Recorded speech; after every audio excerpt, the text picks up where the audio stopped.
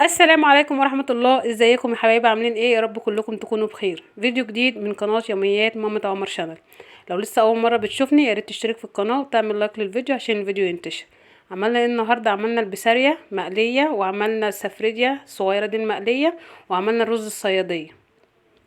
السفريديا ديت دي بتبقى متلجة. والبسارية ديت ممكن نعملها على كذا طريقة، بتتعمل صينية وبتتعمل مقلية زي ما انتم شايفينها كده، وكمان بنخللها. تعالوا بقى نشوف الطريقة مع بعض. جبت بقى هنا البسارية، انا شلت منها الراس بالبطن بس، انما شوكة الظهر ما بتتشالش لو انت هتقليها.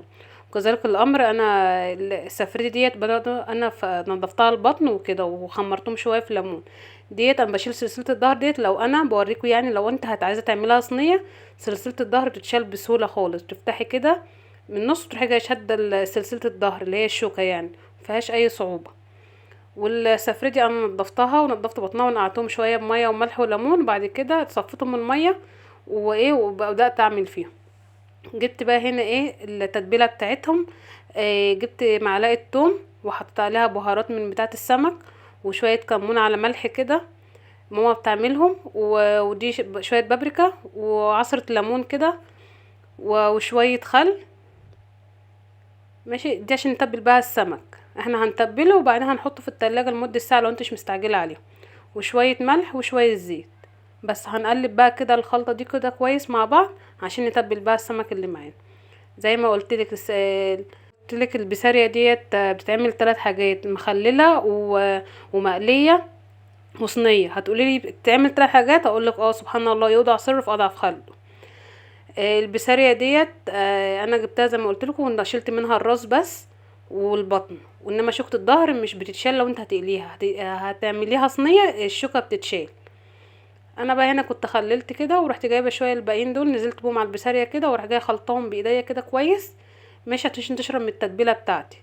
اهم حاجه تظبط الملح بتاع التتبيله دي، وادخلهم بقى التلاجة عقبال بقى هما يتبلوا في التلاجة شويه حلوين مع بعض. هروح جايين عاملين رز الصياديه.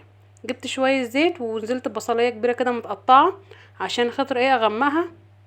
رز الصياديه معانا عشان يبقى غامق، هوريك الطريقه الصح عشان يبقى غامق معاكي وطعمه حلو، مش يبقى فيه طعم الحرقان دوت اللي هو طعم البصل المحروق، ولا الكلام دوت، ولا فيه نسبه المراره اللي احنا بنكون بندوقها الاول.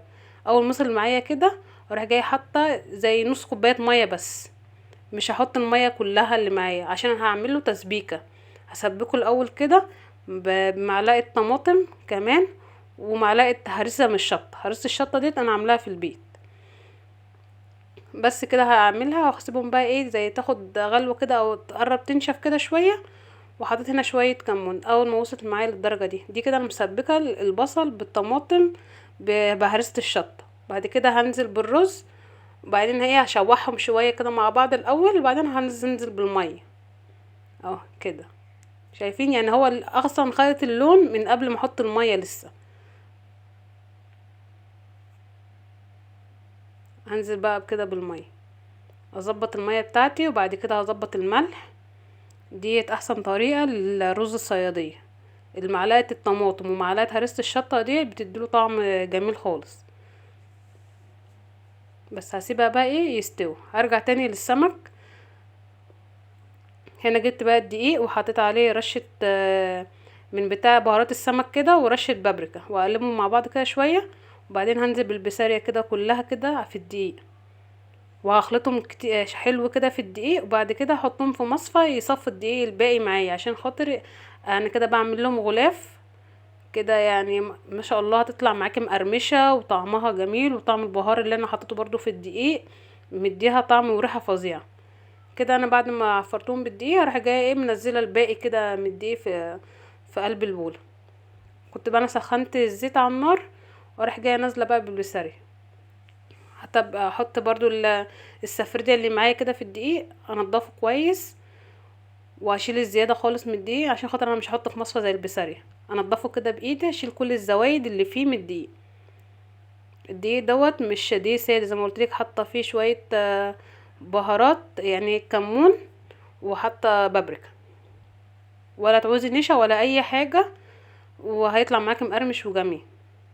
اول ما وصل معايا اللون الذهبي كده هطلعه بقى، وبعدين حطيت السفرية برضو تتقلي كده، اول برضو ما وصلت معايا اللون الذهبي كده اروح جايه مطلعاه. وهوريك هسمعك صوت القرمشه ما شاء الله يعني، ومن غير نشا ولا اي حاجه طالع معايا مقرمش وجميل، بس اهم حاجه تهدي النار عليه شويه. اه ما شاء الله سامعين القرمشه، مش عارفه انت سامعينها ولا لا، بس انا سايبه الصوت يعني بتاع الفيديو عشان تسمعوا القرمشه. انا بوريكم بقول لكم جميل. كده بعد ما طلع، شايفين رز الصياديه طلع معايا غامق ازاي؟ هتعمليه بالطريقه ديت هيعجبكم وهيعجب الولاد جدا يعني. لو عجبكم الفيديو متنسوش الاشتراك في القناه وتفعلوا زر الجرس عشان ينزلكوا كل جديد.